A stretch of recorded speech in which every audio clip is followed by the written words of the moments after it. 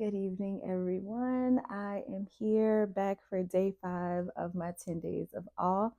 Today is about renewing the tongue, and we are on Proverbs chapter 18, verse 21, and James chapter 3, verses 9 through 10. I'm going to start with James 3, 9, and 10, and it says, with it we bless the Lord and Father, and with it we curse men who are made in the likeness of God.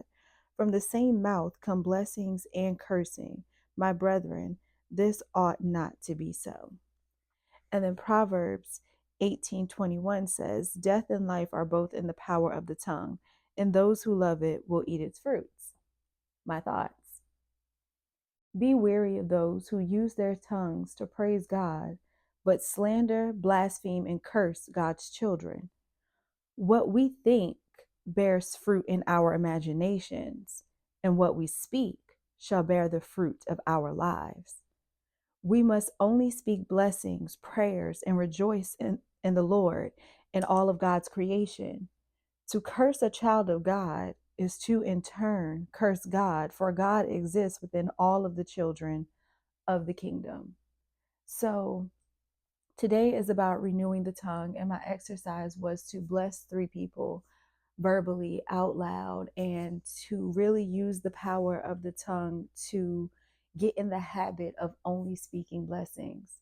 So, what we think we can filter through before it actually becomes the reality of the words that leaves this vessel. What we speak is more powerful than what we think, because what we think we can filter through. Again, that creates something in the imagination. You can sort through and clip those through and edit it, sort of like a TikTok video. The brain is like CapCut, but the finished product is what we speak. What we present to the world is what we speak. That becomes the reality.